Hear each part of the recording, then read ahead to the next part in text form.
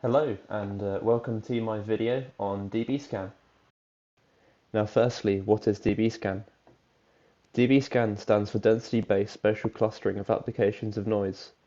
Dbscan is one of the most commonly used clustering algorithms. Clustering algorithms are used to automatically discover natural groupings in data. Dbscan can also identify clusters in high dimensions. Now how does Dbscan work?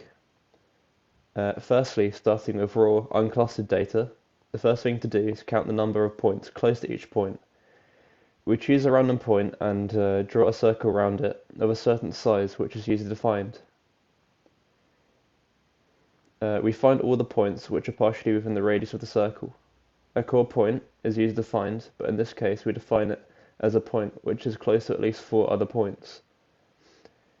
We then find all points which are core points, and the remaining points are non-core points. Now a core point is randomly chosen and is assigned to the first cluster.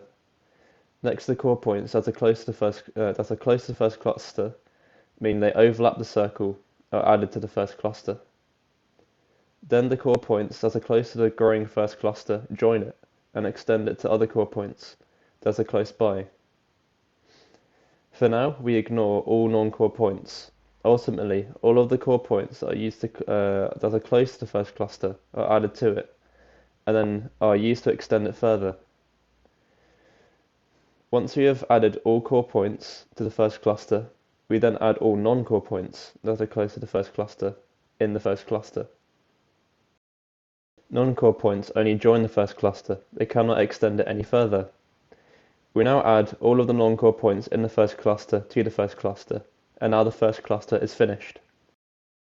When the first cluster is finished, a new core point is randomly selected, and the same process is repeated until the second cluster is completed. Then, any other non-core points which have not been added to any of the clusters are then marked as outliers. Dbscan also has no issue when it comes to points which look like they belong in either cluster. When Dbscan is creating the first cluster, the point will be added to the first cluster when it's being created.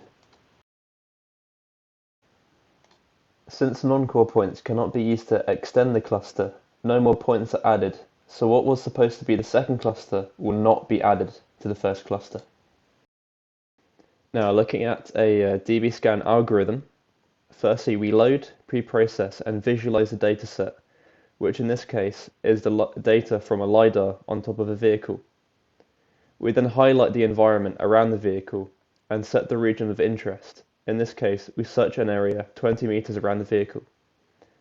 The data is then visualized as a 2D scatter graph. We then select a value for n points, or the minimum number of points, which is needed to make a core point. In this case, we have selected 50.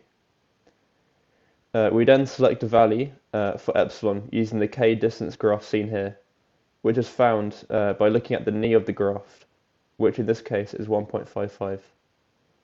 We then use the Dbscan function. Here we can see the original dataset from the LiDAR, which has been cropped to 20 meters by 20 meters. One strategy for estimating a value of epsilon is to generate a k-distance graph for the input data.